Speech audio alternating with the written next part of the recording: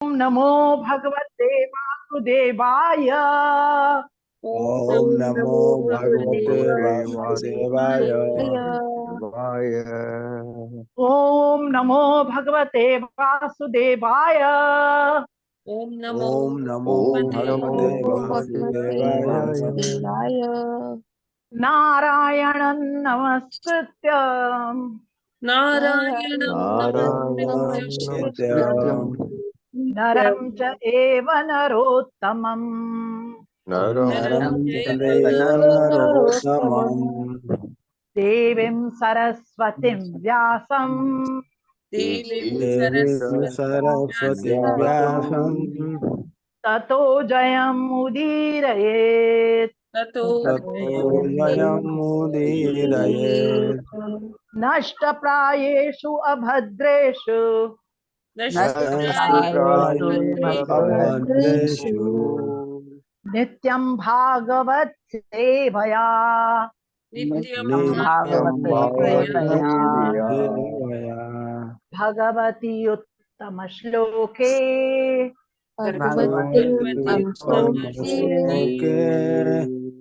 भक्तिर्भवति नैष्ठिकी भक्तिर्भवति नैष्ठिकी कृष्णाय वासुदेवाय कृष्णाय वासुदेवाय देवकी नंदनाय च देवकी नंदनाय च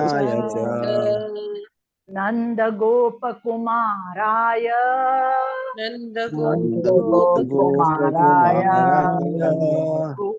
गोविंदाय नमो नमः।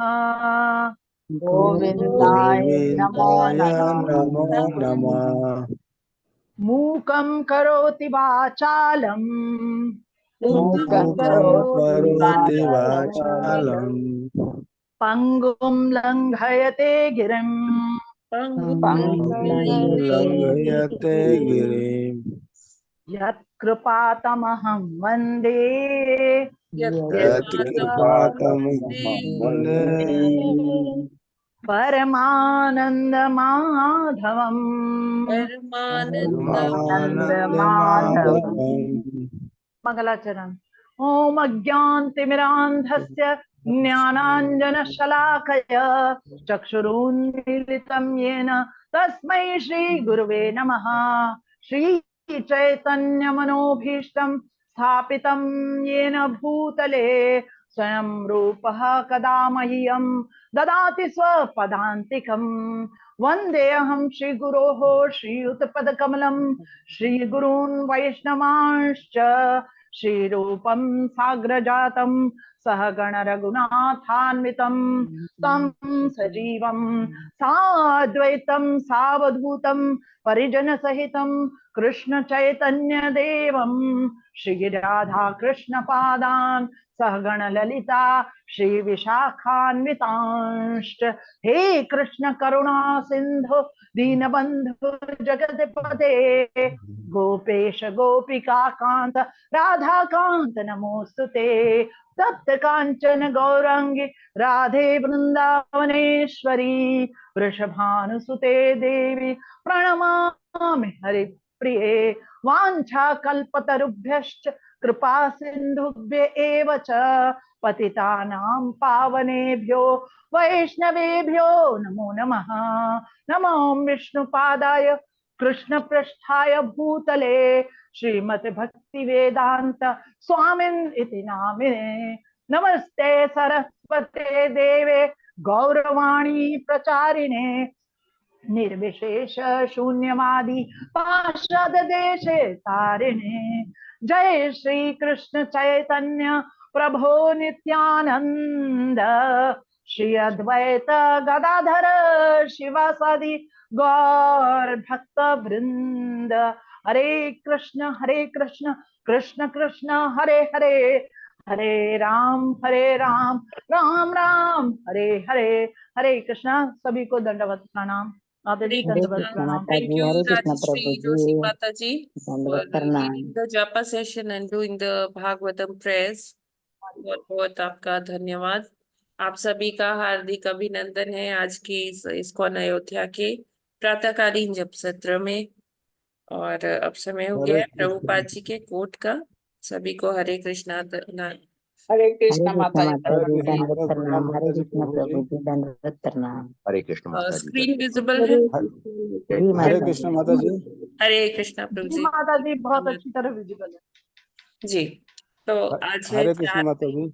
हरे कृष्णा। माता जी बर्थडे है मेरा आज। हरि बोल। हरि बोल। तो प्रभु हरि बोल। के हरे कृष्ण माता जी। आध्यात्मिक और भौतिक उन्नति के लिए आज हम लोग सभी प्रभु जी को शुभकामनाएं देते हैं। हरे कृष्णा महामंत्र का उच्चारण करके। हरे कृष्ण हरे कृष्णा। हरे कृष्णा कृष्णा हरे कृष्णा हरे कृष्ण राम कृष्ण हरे हरे राम हरे हरे हरे राम राम राम हरे राम राम राम राम हरे हरे। हरे बहुत हरे। बहुत प्रभु बधाइयाँ, जी बहुत आपको बहुत मुबारक। हार्दिक हैप्पी जी बर्थडे बधाई प्रभु जी, माता दंडवत जी। प्रणाम। प्रभु शुभकामनाएं। जी माता जी। आपको प्रभु बहुत जी बहुत बहुत बहुत मुबारक और शुभकामनाएं जन्मदिन की। दंडवत प्रणाम। हैप्पी बर्थडे प्रभु जी जी, माता दंडवत प्रणाम। जी। धन्यवाद माता जी प्रभु जी सभी को। जी, तो अब हम लोग आगे बढ़ते हैं। 4 मई है आज। प्रभुपाद जी क्या बता रहे, ठीक है। ओम निराकार है, किंतु श्री कृष्ण का सुंदर रूप है और हम सबको अच्छे रूप स्वरूप देखना आता है। फिर हम ऐसी वस्तुएं क्यों देखें जो सुंदर नहीं है। भगवत गीता में श्री कृष्ण कहते हैं कि मैं ओंकार हूं। तो एक दृष्टि से श्री कृष्ण और ओंकार एक ही हैं। मैं श्री कृष्ण को बहुत सुंदर और युक्त देखता हूँ, लेकिन मैं ओंकार में वह नहीं देखता। इसलिए मेरी प्राथमिकता श्री कृष्ण की होनी चाहिए। बॉस्टन 4 मई 1968। तो यहाँ प्रभुपाद जी, एक्चुअली ये डिस्कशन हो रहा था प्रभुपाद जी के बीच में और डिसाइपल्स के बीच में, और वहां पर कुछ गेस्ट भी आए हुए थे।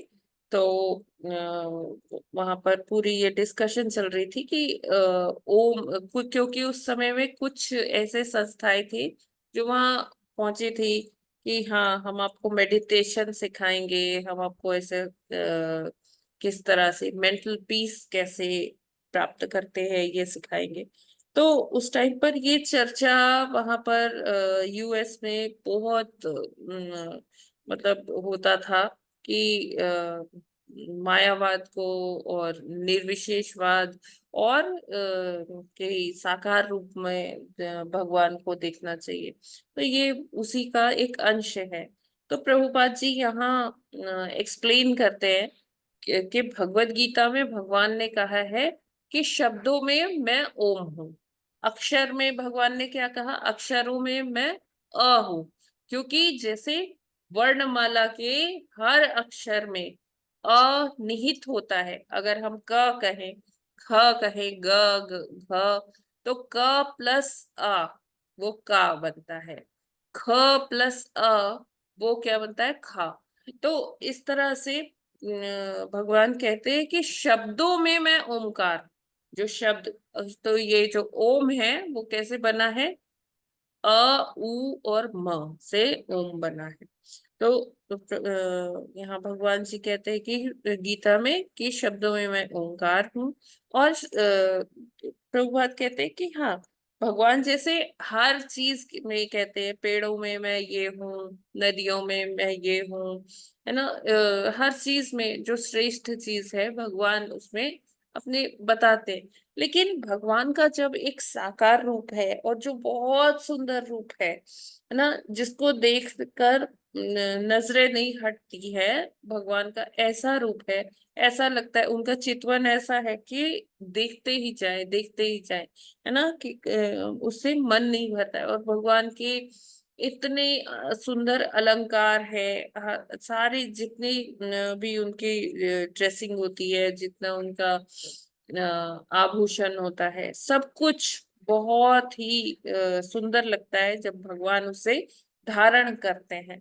तो इसलिए प्रभुपाद जी कहते हैं कि उसमें रस है, उसमें रूप है, स्वरूप है। और हम देखिए हमारे जैसे बॉडी है, हमारे दो आंख है, हाथ है, पैर है ना, हम लोग जिस तरह से चलते हैं, भगवान का भी, भगवान हमारे परम पिता हैं, तो उनका भी स्वरूप हमारे जैसा ही है। और हमें उसमें ही ज्यादा आनंद भी आता है। तो हमारी प्रायोरिटी भी, हमारी प्राथमिकता भी क्या होनी चाहिए? श्री कृष्ण होने चाहिए। अब ओम अपनी जगह है, लेकिन हम श्री कृष्ण के कंपैरिजन में ओम को नहीं रख सकते। श्री कृष्ण का बहुत सुंदर है, और वो हम साकार रूप में उनको देख सकते हैं। जबकि अगर हम ओम का सिर्फ उच्चारण करते हैं तो नो डाउट उससे फायदा होगा, क्योंकि भगवान का ही वो स्वरूप है। लेकिन उतना नहीं होगा जितना श्री कृष्ण की साकार रूप में सेवा करने से होगा। तो इसलिए हमारी प्राथमिकता क्या होनी चाहिए? जो चीज सुंदर है, जो जिसे हम साकार रूप में देख सकते हैं, और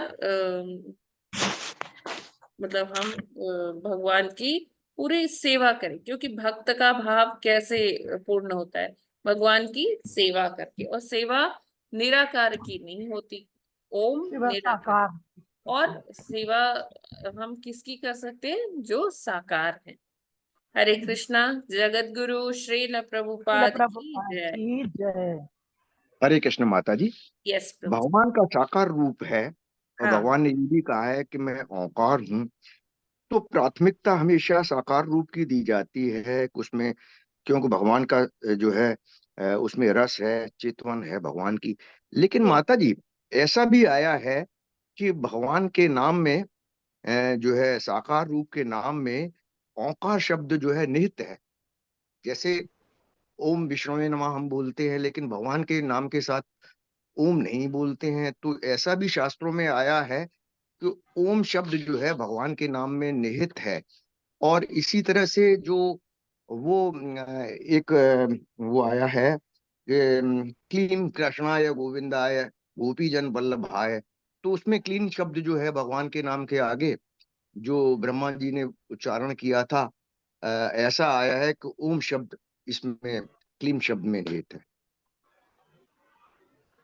प्रभु जी, एक्चुअली क्या है कि ओम वाले जितने मंत्र है ना, वो हमें, मतलब जब हम एक स्पिरिचुअल मास्टर के संग में अध्ययन करते हैं, उनके मार्गदर्शन में अध्ययन करते हैं ना, तो जब हमें फिर दीक्षा मिलती है, तभी हम उन मंत्रों का उच्चारण कर सकते हैं, है ना। तो हाँ माता जी। बाकी ये हरे कृष्णा महामंत्र है, इसमें तो भगवान के सिर्फ पवित्र नाम ही है। तो हमें ऐसा कुछ नहीं होता कि मतलब ऐसी कोई वो इसमें सावधानी बरतने की जरूरत नहीं है कि हाँ सब माता जी। एकदम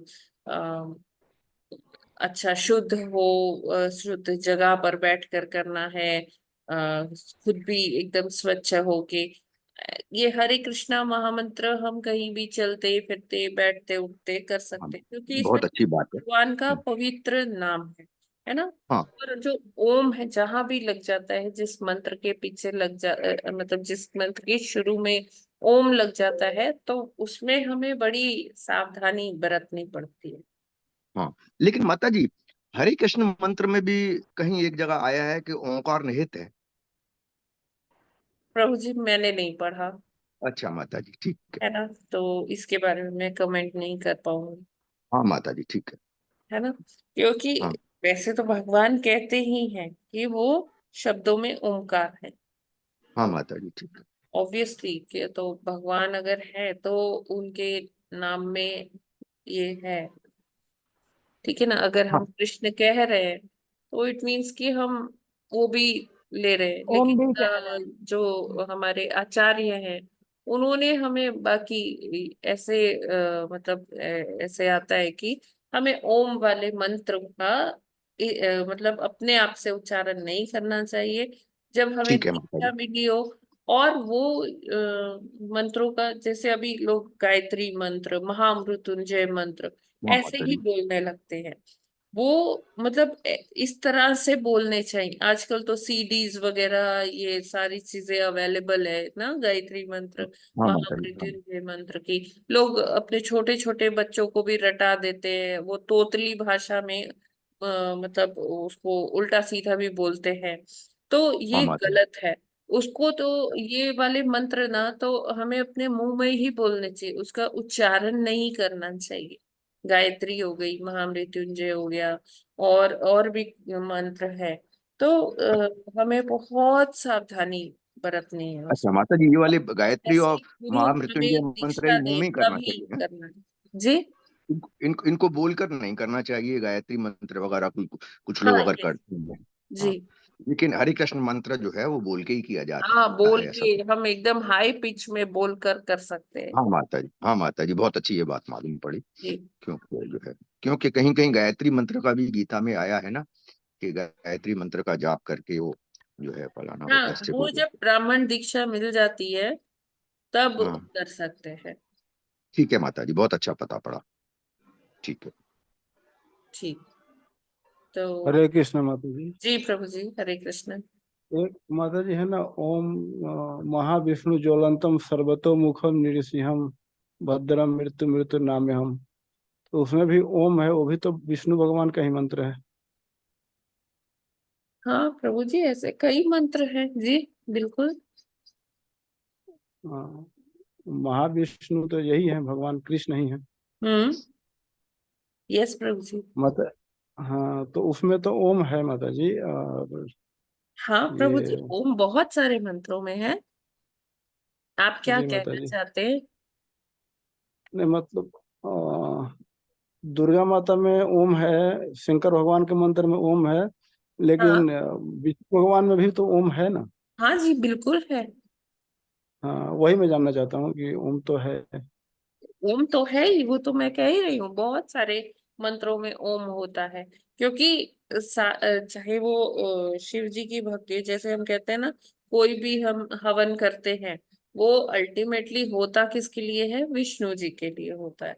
और हम जी चाहे। माता जी, शिव जी का रुद्राष्टकम के पहले ये मंत्र है ओम वाला, हाँ, महाविष्णु का। यस प्रभु जी, हम्म। बिल्कुल। हाँ गायत्री माता जी, मंत्र, और मंत्रों में जो महामृत्युंजय ओम में है ओम है। उसमें ये बताया गया है, जैसे पहले ग्रंथों का रचना जो की गई थी, तो भगवान का स्वरूप उनको दिखाया गया है, तो ओम का और उनके साथ लगाने का ये अर्थ है कि भगवान का ही स्वरूप है ये। लेकिन हरे कृष्ण मंत्र तो डायरेक्ट भगवान है, तो इसमें ओम नहीं लगा है। देखिए, ओम जो लगाया जाता है, ओम कहते हैं कि पूरा ये कॉस्मिक जो यूनिट है, जो हम सब है भगवान के अंश है ना, उसी तरह से ये ओम ध्वनि व्याप्त है हर चीज में, हर चीज में, है ना। चाहे वो हम जिसका भी पूजा करते हैं, है ना, उसमें है सब में जो शक्ति है, जो अंश है, वो सब भगवान का ही है। वही बोल रही हूँ मैं कि जैसे महामृत्युंजय मंत्र है, वो शिव जी का ही है ना। हरे कृष्णा। आर के सिंह प्रभु जी। जी माता जी, जी माता जी, क्लियर है। ठीक है जी। तो आज हमको पढ़ना है 39th श्लोक। कल हमने 38 पढ़ा था, और उसमें एक बार रिकैप कर लें। याद है आप लोगों को क्या पढ़ा था कल हम लोगों ने? हरे कृष्णा।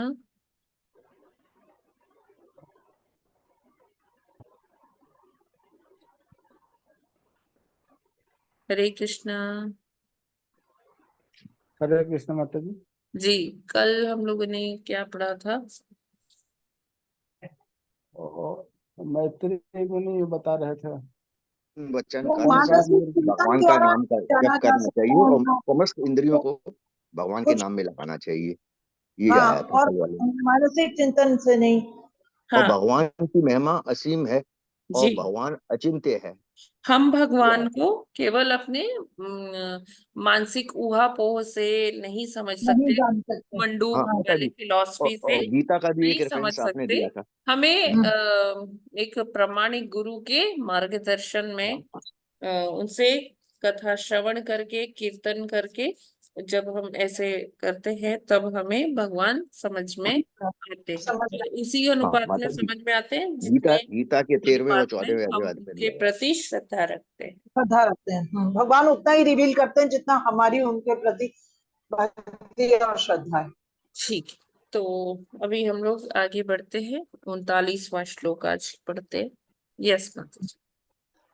अतो भगवतो माया मायिनामपि मोहिनी यत् स्वयं चात्मवर्त्मात्मा न वेद किमुता परे। हरे कृष्णा।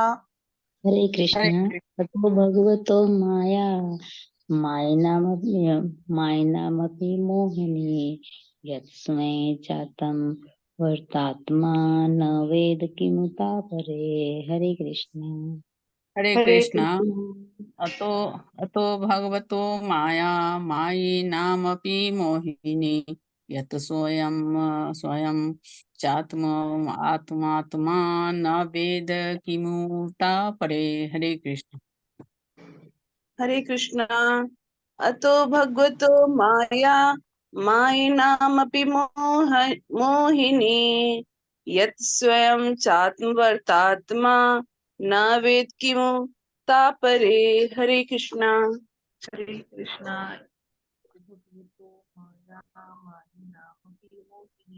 हरे कृष्णा। अतो भगवते माया पाविनामपि मोहिनी यत् वयं चात्म वर्तमान ज्ञाना वेदः किमुते किमुते हरे कृष्ण माता जी। हाँ किमुता परे। हरे हरे कृष्णा। अब फिर से पढ़ दें, अब दिख रहा साफ। यत् स्वयं चात्म वर्तमात्मा न वेद किमुता परे। हरे कृष्णा। हरे कृष्णा। अतो भगवतो माया मायिनामपि मोहिनी यत् स्वयं आत्मा न वेद किमुता परे। हरे कृष्णा। हरे हरे कृष्ण। कृष्णा। अतो हाँ माता जी। भगवतो माया मायिनामपि मोहिनी यत् स्वयं च आत्मवत्तर्मा आत्मा न वेद किमुता परे। हरे कृष्ण माता जी, दंडवत प्रणाम। सभी प्रभु की माता जी को हरे दंडवत प्रणाम। कृष्ण माता जी। हम पढ़ रहे हैं माता जी। हरे कृष्ण। अतो भगवतो माया मायिनामपि मोहिनी यत् स्वयं चात्मवतर्मात्मा न वेद किमुता परे। हरे कृष्ण। हरे कृष्णा। अतो भागवतो माया मयि नामपि मोहिनी स्वयं आत्मा न वेद किमुता परे। हरे कृष्णा।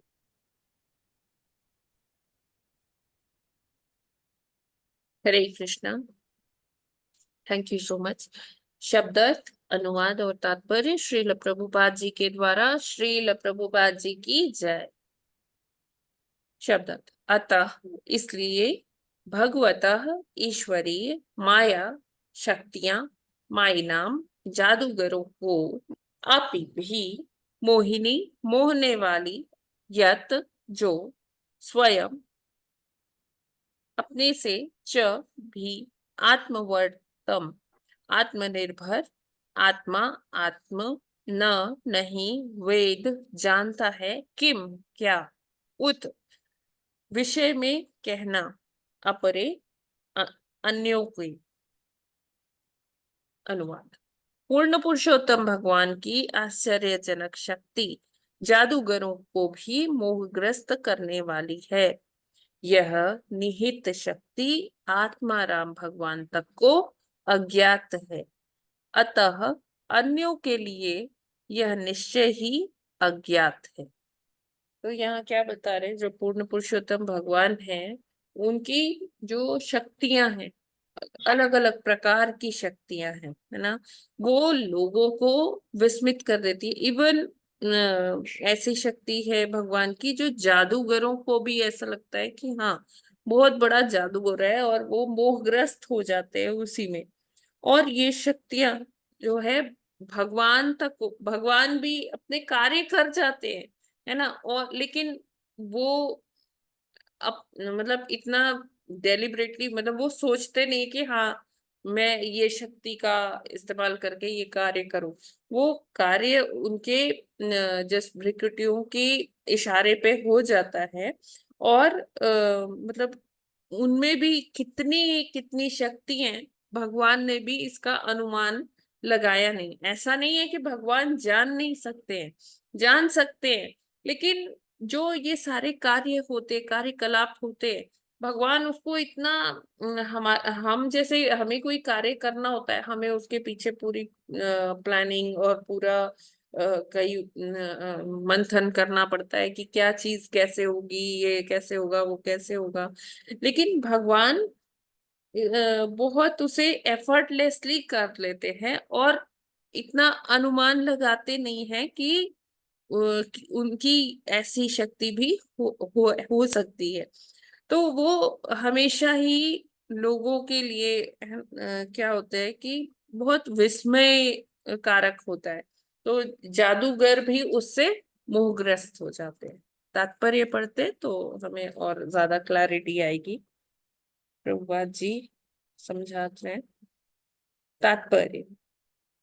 भले ही कूपमंडूक दार्शनिक तथा विज्ञान एवं गणितीय गणना के लौकिक बखेड़ेबाज पूर्ण पुरुषोत्तम भगवान की अचिंत्य शक्ति में विश्वास ना करें, किंतु कभी कभी वे मनुष्य तथा प्रकृति की अद्भुत जादूगरी से चकरा जाते हैं।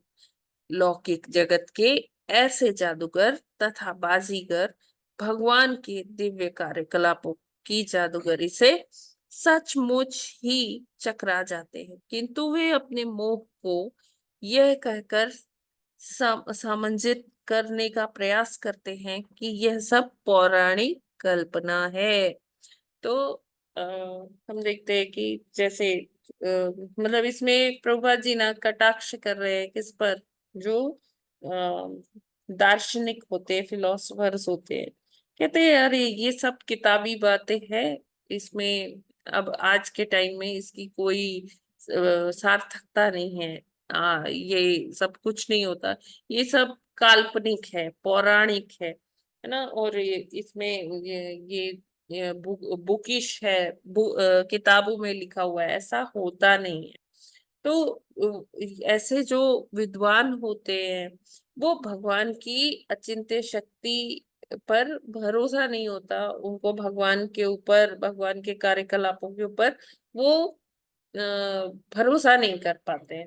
और ऐसे जैसे उन लोग आते हैं ना, प्रभुपाद जी के भी जब अपना ये मिशन यूएस में चला रहे थे, हरे कृष्णा मूवमेंट का, तो लोग उनके पास आते थे, कहते थे कि स्वामी जी कोई मिरेकल दिखाइए, we want to see some miracle. तो प्रभुपाद जी ने कहा कि मैं कोई जादूगर नहीं हूं कि मैं जादू दिखाऊं या मिरेकल दिखाऊं। ये पूरा एक विज्ञान है, और इसमें हम भगवान की भक्ति करते हैं। ये कोई चमत्कार दिखाने जैसा नहीं है। आपको चमत्कार देखना है तो आप जादूगर के पास जाइए। और यहाँ पर प्रभुपाद जी वही बता रहे हैं कि जो जादूगर भी है ना, वो प्रकृति में जो भगवान ने जादूगरी दिखाई है, वो देखकर भी वो मोहग्रस्त हो जाते हैं इस भगवान की जादूगरी से। तो प्रकृति में कितनी ऐसी चीजें हैं जो हमें विस्मित कर देती है ना। कितने ऐसे पेड़ पौधे हैं, ऐसे जानवर हैं जो हमें एकदम विस्मित कर देते हैं कि ये कैसे होता है ना। जैसे ही चिड़िया जन्म लेती है ना, थोड़ा सा वो इधर उधर करती है और फिर वो पंख फड़फड़ा के उड़ जाती है। क्या कौन उसे उड़ना सिखाता है? कौन एक छोटे बच्चे को खाना पीना सिखाता है? तो ये सारी चीजें जब हम देखते हैं, और प्रकृति में जैसे चांद कैसे घटता बढ़ता है, सूरज कैसे निकलता है, सूर्य ग्रहण क्यों पड़ता है ना? कभी कभी बहुत टाइम तक नहीं पड़ता, कभी पड़ते हैं तो दो तीन इकट्ठे ही पड़ जाते। ये सारी जो खगोलीय घटनाएं हैं ना, ये सब हमको विस्मित करती है। और ये उस महान जादूगर की कृति है जिसके कंपैरिजन में कोई और जादूगर है ही नहीं। और लोग इस चीज को कई बारी मतलब वो समझते हैं कि हाँ देखो ये ऐसे हो रहा है, लेकिन इस चीज को वो कैसे एक्सप्लेन कर देते हैं, अरे ये सब पौराणिक है, इसकी कोई आज सार्थकता नहीं है।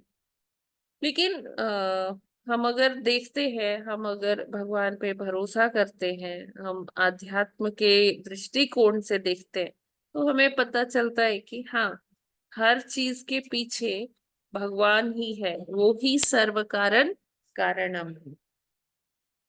किंतु परम शक्तिमान पुरुष में कुछ भी असंभव या पौराणिक नहीं है।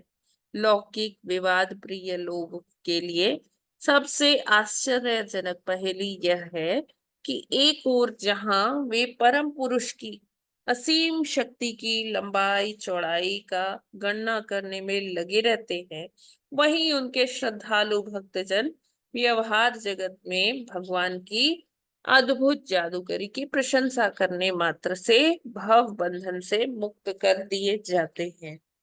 भगवत भक्त खाते सोते काम करते इन सभी परिस्थितियों में जिन जिन वस्तुओं के संपर्क में आते हैं, उनमें वे आश्चर्यमय कुशलता देखते हैं। वट वृक्ष के छोटे से फल में हजारों छोटे छोटे बीज होते हैं, और प्रत्येक बीज में एक अन्य वृक्ष की शक्ति छिपी रहती है, और इसमें भी कार्य कारण के रूप में लाखों ऐसे फलों की शक्ति निहित होती है। अतः वृक्ष तथा बीज भक्तों को भगवान के कार्यकलापों के विषय में ध्यान करने में लगाते हैं, जबकि लौकिक विवाद प्रिय लोग अपना समय शुष्क चिंतन तथा मनोरथ में व्यर्थ गवाते हैं, जो इस जीवन में तथा अगले जीवन दोनों में ही निष्फल होता है। अपने चिंतन से गर्वित वे कभी भी वट वृक्ष के सरल छिपे हुए कार्यकलापों की प्रशंसा नहीं करते। ऐसे बेचारे चिंतकों के भाग्य में निरंतर पदार्थ में फंसे रहना बदा है। तो प्रभुपाद जी ये पूरा कटाक्ष रूप में लिखते हैं उनके लिए जो दार्शनिक चिंतक हैं, जो फिलोसफर्स हैं, और जो वैज्ञानिक हैं, जो भगवान को की जो भगवान की जो शक्तियां हैं उनको नहीं मानते, भगवान पर उनको श्रद्धा नहीं है। वो सिर्फ अपने मानसिक चिंतन से जितना सोच पाते हैं उसी परिधि में घूमते हुए, उसी परिधि में रहते हुए वो बस अपने ही चिंतन में उलझ जाते हैं। और प्रभुपाद कहते हैं कि उनके भाग्य में क्या लिखा है, सिर्फ पदार्थ के बीच में फंसे रहना लिखा है। उनके भाग्य में ना भगवान का सुंदर साकार रूप लिखा है, ना भगवान के ये दिव्य ज्ञान कहानियां जो हम कथा के माध्यम से सुनते हैं, भगवान की लीलाएं, तो ये सारी चीजों का वो आनंद ही नहीं ले पाते। क्यों? क्योंकि वो भगवान में श्रद्धा ही नहीं रखते। और भगवान भी अपने आप को उन्हीं को रिवील करते हैं, उन्हीं को जनवाते हैं अपने आप को, जो उन पर श्रद्धा रखते हैं। जो उन पर ये श्रद्धा नहीं रखते तो भगवान उनको वैसा ही बुद्धि देते हैं कि हाँ ये सब क्या है, ये सब भौतिक चीज है, अपने आप हो रहा है, इसके पीछे विज्ञान है। और भगवान उनको ऐसी ही बुद्धि देते रहते हैं अनटिल एंड अनलेस की कोई भक्त मिल जाए उनको, और उन पर अहेतु की कृपा हो जाए, और वो भगवान को समझ पाए। तो अब वो लोग अपने अंदर ही गर्वित होते रहते हैं कि देखो मुझे इतना ज्ञान है, मैंने ये सारा कुछ डिजाइन किया है, ये सब मेरे द्वारा निर्मित है। तो वो लोग अपने में ही गर्व करते रहते हैं और भगवान की शक्तियों से अपरिचित रह जाते हैं। हरे कृष्ण। यस, कोई प्रश्न है क्या, कोई टिप्पणी? हाँ माता जी, टिप्पणी है। इसमें दो पार्ट हैं। कि भगवत भक्त खाते सोते काम करते समय सभी परिस्थितियों में जिन जिन वस्तुओं के संपर्क में आते हैं उसमें वे आश्चर्य में कुशलता देखते हैं। ये आश्चर्य में कुशलता के बारे में थोड़ा बताइए। क्या प्रभु जी, आश्चर्य में? कुशलता देखते हैं, भगवत भक्त जो हाँ भी हाँ, काम करते हैं ना यस। उसमें, खाते सोते समय, उठते हाँ, समय जो भी कार्य करते हैं वो भगवत भी कार्य भक्त करते हैं, उसमें, हाँ। उसमें बिल्कुल। कुशलता देखते हैं आश्चर्य में। ये कुशलता क्या है जो देखते हैं भगवान भक्त? ये कुशलता ये है कि जब हम सो रहे हैं तब भी हमारा अवचेतन मन चलता है ना। अगर हम जब हम सो रहे हैं, जैसे कोई हमें आवाज देता है तो हम उठ जाते हैं एकदम से। वो कैसे होता है? और हमारे शरीर में जो अद्भुत रूप से इतनी सारी क्रियाएं चलती रहती है, चलती रहती है। हार्ट हमेशा पंप करता रहता है, करता रहता है। तो ये सारे बड़े विस्मित करने वाले कार्यकलाप हैं जो हम खाते हैं, जो हम भोजन लेते हैं, वो किस प्रकार से अंदर पाचन होता है। हाँ, साइंस ने नो डाउट हमें समझाया है कि ऐसा होता है, फिर ऐसा होता है, ऐसा होता है। लेकिन वो उसके अलावा भी बहुत सारी ऐसी चीजें हैं। अब हम कहते हैं अंदर जठराग्नि है ना, वो अग्नि कैसी है? और भगवान कहते हैं मैं वो जठराग्नि हूँ। मतलब भगवान हमारे अंदर वैश्वानर अग्नि के रूप में, जठराग्नि के रूप में निहित है। किस तरह से सारा कार्यकलाप होता है, ये सब हमारे लिए एक आश्चर्य की बात है। हाँ माता जी, जी। अच्छा है, बिल्कुल ये आश्चर्य में ही है। लेकिन एक चीज और भी कही गई है कि जो है, जो श्रद्धालु भक्तजन अद्भुत चमत्कार की जो प्रशंसा करते हैं, जो भगवत भक्त, वे भव बंधन से मुक्त कर दिए जाते हैं।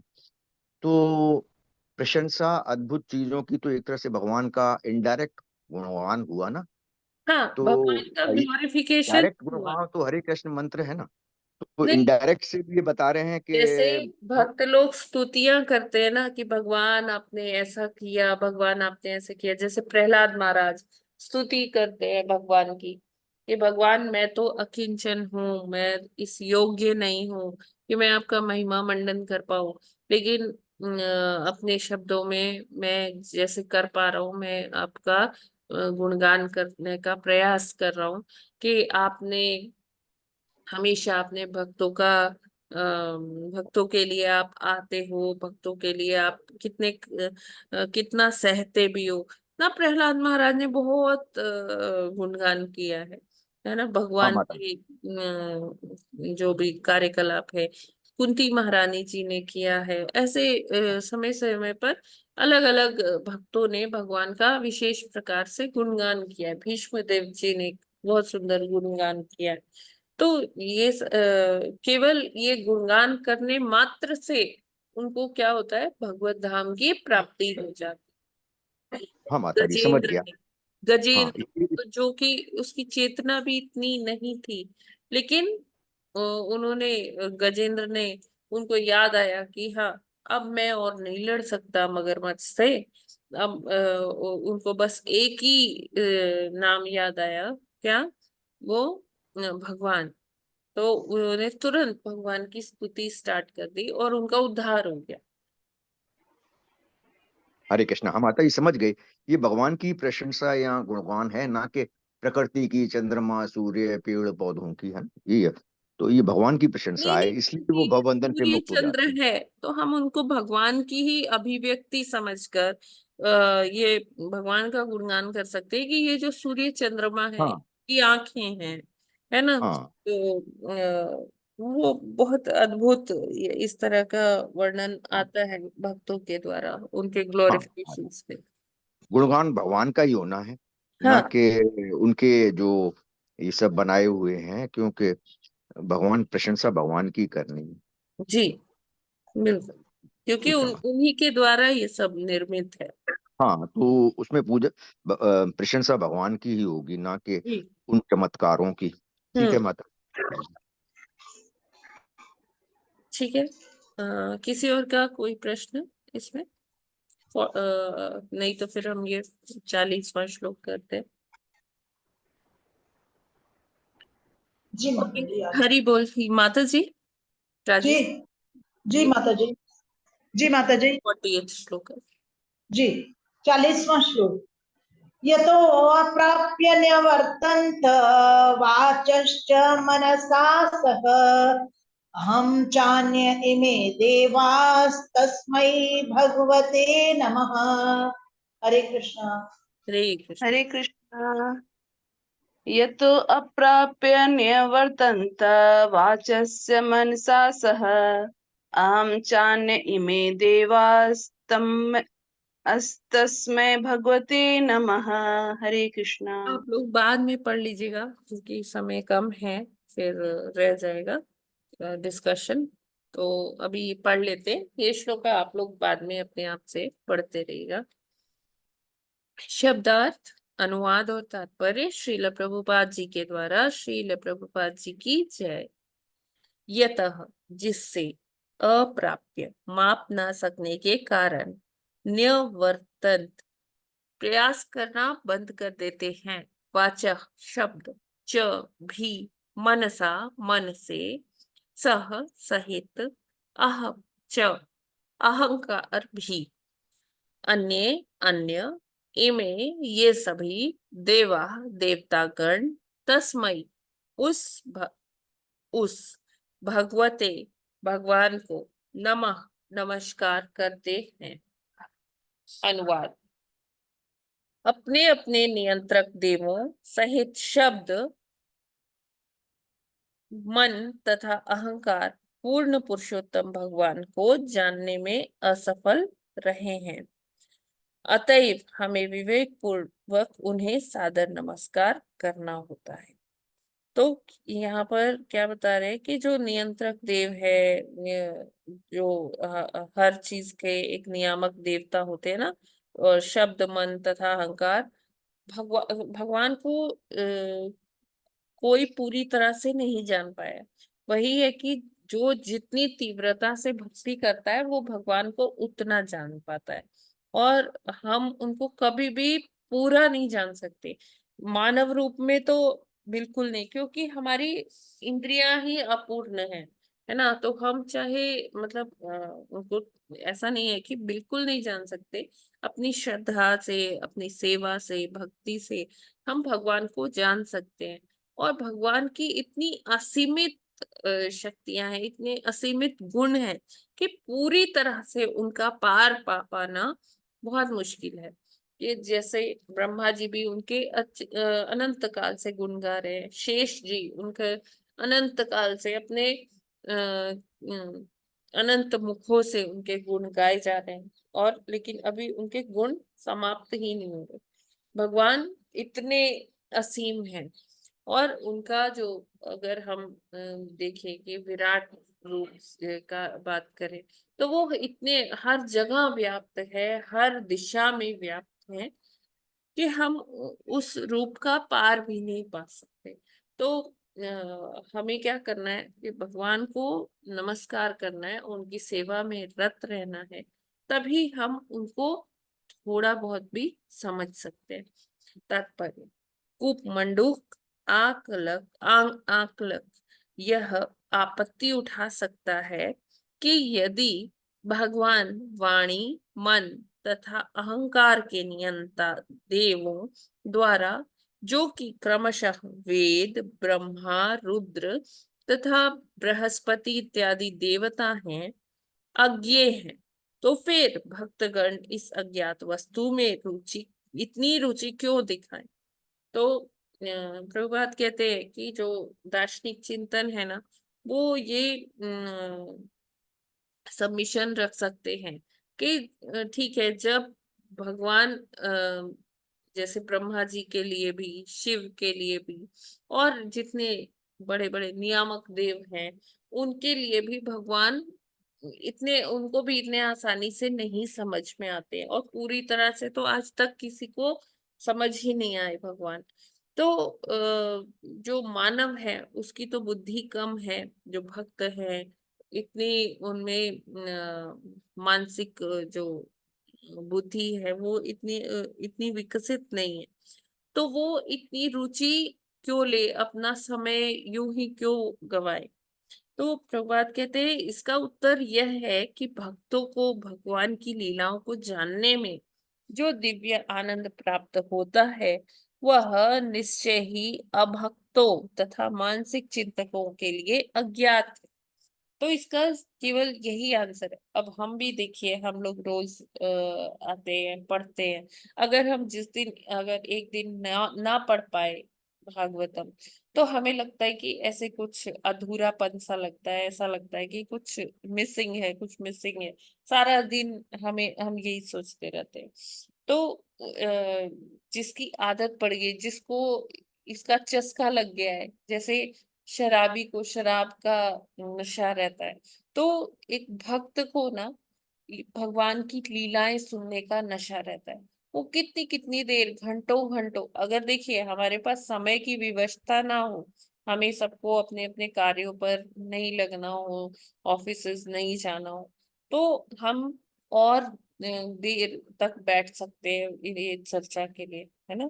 लेकिन हमारे पास समय का थोड़ा सा पाबंदी रहते हैं, तो फिर हमें जल्द 1 घंटे में खत्म करना पड़ता है अपना ये लेक्चर।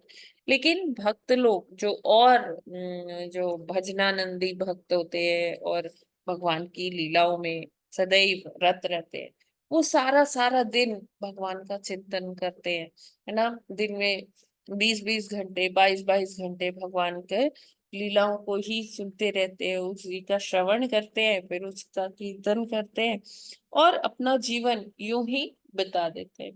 तो ये चीजें जो कूप मंडूक वाले जो मानसिक उहापोह करते हैं, जो दार्शनिक चिंतक हैं या जो बड़े विद्वान हैं, तो वो इसमें क्या रस मिल रहा है वो उसका भान भी नहीं कर सकते, वो उसको समझ ही नहीं सकते।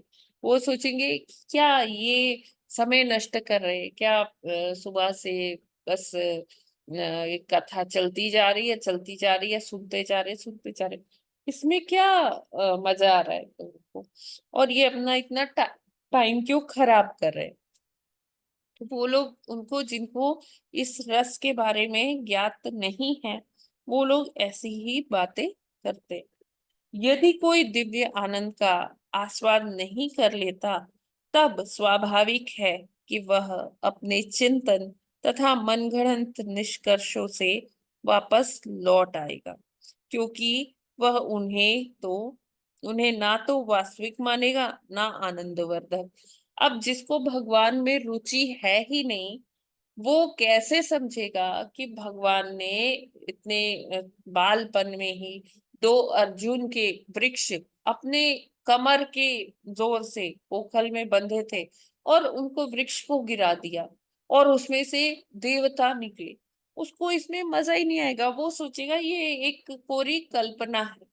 उसको इस चीज में कोई भगवान का चमत्कार नहीं दिखेगा, या गोवर्धन लीला, अरे ये सब पुराणों की बातें है, ऐसा नहीं हो सकता।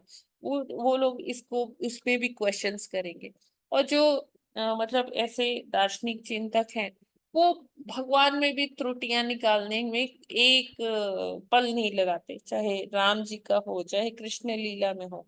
वो कहते हैं कि ऐसा कैसे भगवान है जो रास करते हैं, या ऐसे राम जी के ऊपर भी वो क्वेश्चंस उठा देते हैं कि वो भगवान थे तो उन्होंने ऐसा क्यों किया। तो वो दिव्यता नहीं समझते, और वो अपने मन से, अपने जो उनके मन में जो इधर उधर के विचार चल रहे होते हैं, उनको उसी में गर्वान्वित होते रहते हैं, और अपने जो मनोधर्म के अकॉर्डिंग वो चलते हैं और उसी में गर्वित होते रहते हैं। तो ऐसे लोगों को भगवान की दिव्यता, भगवान की लीलाओं में ना दिव्यता दिखेगी, ना उसमें उनको कुछ संदेश मिलेगा, और उनको लगेगा क्या अपना समय खराब करना, ये सब क्या पढ़ने की जरूरत है, पढ़ना ही है तो विज्ञान पढ़ो जिससे कुछ फायदा भी होगा। तो उनको इसमें रुचि ही नहीं आती, और वो वैसे ही क्योंकि उनको रुचि नहीं आ रही तो वो दूसरों को सोचते कि ये क्यों घंटों घंटों बैठे हैं, जबरदस्ती टाइम खराब कर रहे हैं। तो यदि कोई दिव्य आनंद का आस्वाद नहीं कर लेता तब स्वाभाविक है कि वह अपने चिंतन तथा मनगढ़ंत निष्कर्षों से वापस लौट आएगा, क्योंकि वह उन्हें ना तो वास्तविक मानेगा ना आनंदवत। उन लोगों को भगवान की लीलाओं में आनंद भी नहीं आता है ना। तो वो ना उसमें कुछ ज्ञान लेते हैं ना वास्तविक मानते हैं, सब इमेजिनेशन। भक्तगण कम से कम इतना तो जान सकते हैं कि परम सत्य पूर्ण पुरुषोत्तम भगवान विष्णु है, जैसा कि वैदिक स्तोत्रों से पुष्टि हुई है। ओम तद्विष्णु परमं पदम सदा पश्यन्ति सूरयः। भगवत गीता 15.15 में भी इस तथ्य की पुष्टि हुई है। वेदैश्च सर्वैरहमेव वेद्यः। मनुष्य को वैदिक ज्ञान के अनुशीलन के द्वारा भगवान कृष्ण को जानना चाहिए, और व्यर्थ ही अहम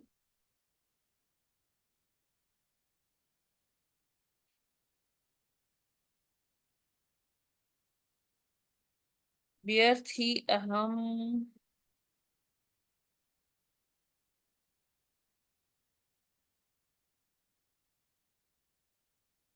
हाँ, व्यर्थ ही अर्थात व्यर्थ ही अहम अर्थात मैं शब्द के विषय में चिंतन नहीं करना चाहिए। परम सत्य को जानने की एकमात्र विधि भक्ति है, जैसा कि भगवत गीता में कहा गया है। भक्त्या माम भिजानाति यावान्यश्चास्मि तत्वतः। केवल भक्ति द्वारा यह जाना जा सकता है कि परम सत्य भगवान है और ब्रह्म तथा परमात्मा उनके अंश हैं। इसकी पुष्टि इस श्लोक में महर्षि मैत्रेय द्वारा की गई है। वे भक्ति भाव से भगवान को भगवते सादर नमस्कार नमः करते हैं। मनुष्य को मैत्रेय तथा विदुर महाराज परीक्षित एवं सुखदेव गोस्वामी जैसे महर्षियों तथा भक्तों के चरण चिन्हों का अनुगमन करना चाहिए, और यदि वह उनके परम स्वरूप को जानना चाहता है जो कि ब्रह्म तथा परमात्मा के ऊपर है, तो उसे भगवान की दिव्य भक्तिमय सेवा में लग जाना चाहिए। इस प्रकार श्रीमद् भागवत के तृतीय स्कंध के अंतर्गत विश्व रूप की सृष्टि नामक छठे अध्याय के भक्ति वेदांत तात्पर्य पूर्ण हुए। हरि बोल। तो यहाँ पर प्रभुपाद जी बताते हैं कि अगर हम भगवान को जानना चाहते हैं, उनके बारे में थोड़ा सा अभी समझना चाहते हैं, तो हमें भगवान की सेवा में रत हो जाना चाहिए। उनके चाहे जब सेवा करे भगवान की, ऐसे साकार रूप में जो सेवा होती है, उनकी ड्रेसिंग होती है, उनका भोग होता है, कई प्रकार की भगवान की सेवाएं होती है। तो हमें वो सेवा करने से पीछे नहीं हटना है अगर हम भगवान को समझना चाहते हैं।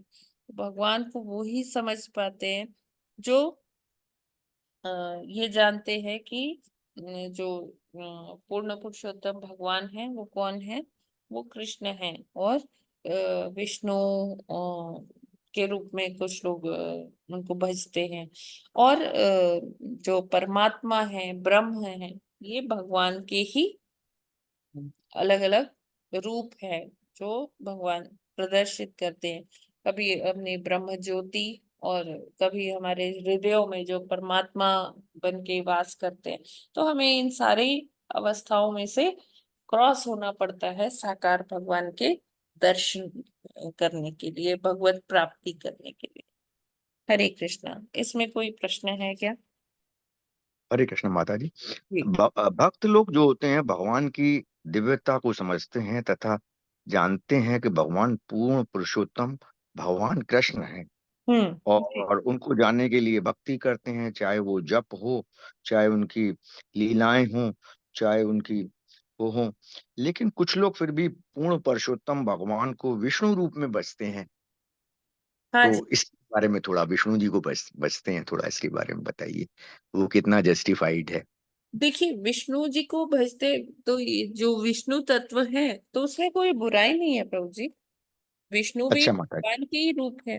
भगवान हाँ जब अपने ऑफिशियल अवतार में आते, ऑफिस में आते कि हाँ सारा कार्यकलाप देखते हैं, मेंटेनेंस देखते हैं कि जो हाँ सृष्टि उन्होंने बनाई तो वो उसको मेंटेन करना है।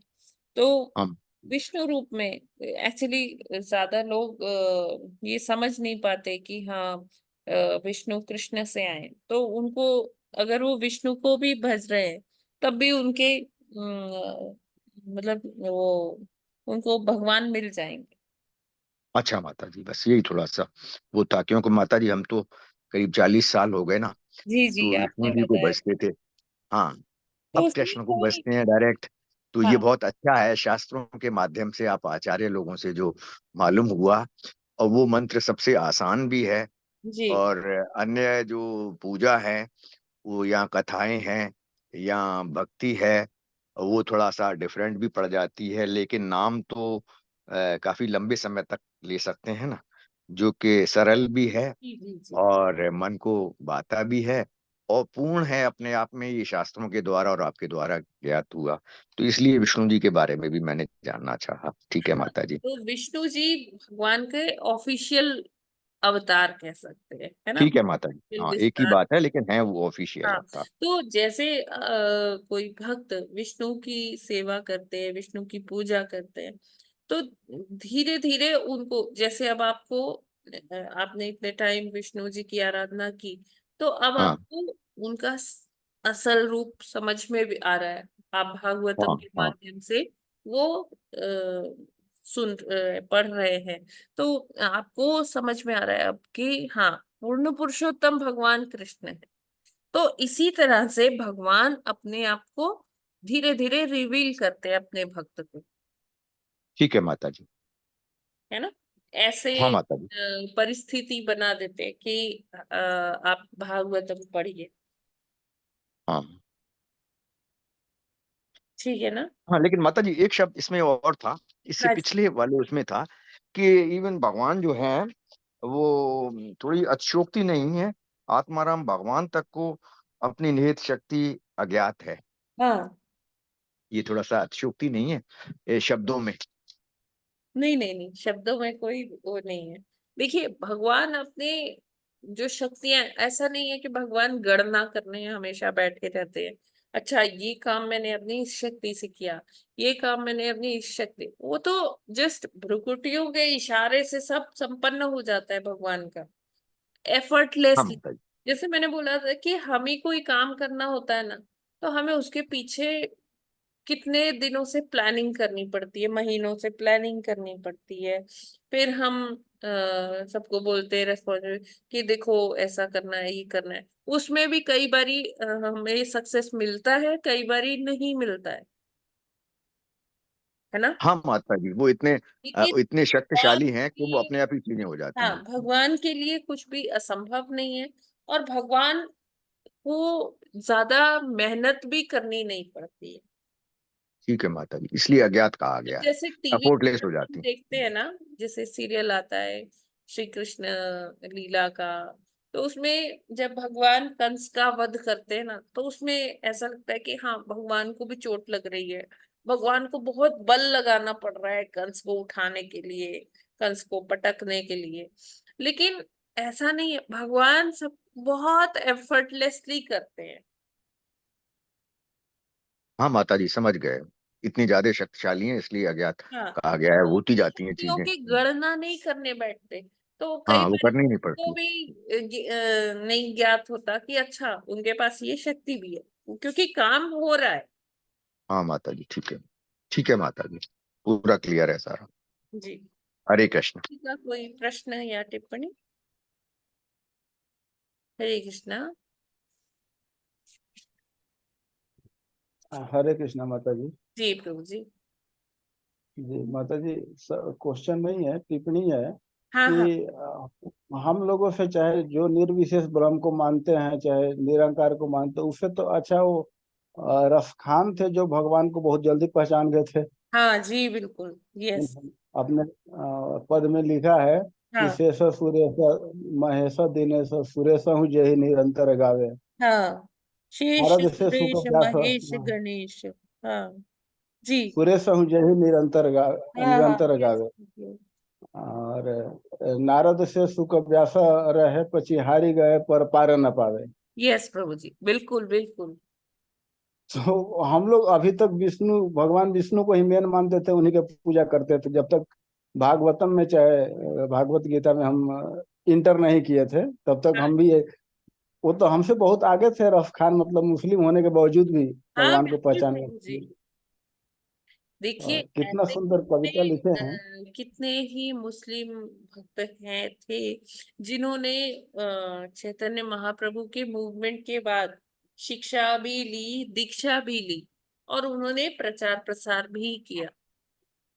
जी माता जी, अभी भी हैं यूट्यूब पे बहुत सारे देखते हैं, उनके साथ बहुत ट्रेजेडी हुआ, लेकिन उन्होंने बोला हाँ कि छोड़े नहीं है भक्ति, मतलब भगवान कृष्ण के। हाँ जी। अभी भी बहुत सारे ऐसे भक्त हैं, विदेशों में बहुत सारे हैं, अपने जी देश में भी। मतलब इवन पाकिस्तान में भी हैं। हाँ पाकिस्तान में भी है जी। माता जी। बिल्कुल। तो भगवत कृपा रहती है प्रभु जी, जन्म कहीं भी हो, लेकिन जो ये जीवात्मा है वो तो भगवान का ही अंश है ना। तो वो चाहे जन्म जहां भी ले, अगर भगवत कृपा है तो उसे भगवान जी के बारे में पता चल जाए। जी माता जी। माता जी, यहाँ भगवत कृपा की ज्यादा है, जो भगवान भक्ति जो है हमारे देश भारत में ज्यादा है।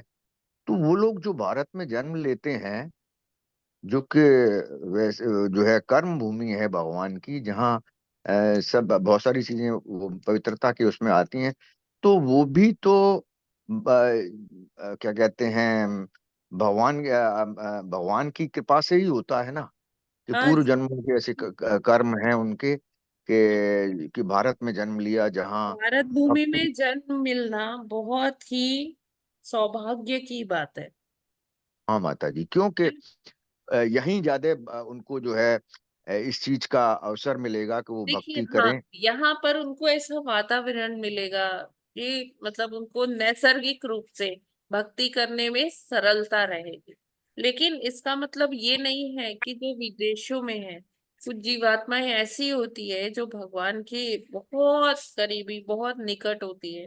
मतलब वो भगवान उनको एक तरह से कह सकते हैं कि इसलिए भेजते हैं कि वो ये प्रचार प्रसार कर पाए। तो प्रभुपाद जी ऐसे हैं जो हमारे भारत भूमि से, वैसे कोई संत ज्यादा बाहर जाने के फेवर में नहीं रहते, लेकिन प्रभुपाद जी ने अपना ना सोच के वो बाहर भी गए और उन्होंने एकदम माया के गढ़ में जाकर भगवान के हरे कृष्णा मूवमेंट को लॉन्च भी किया।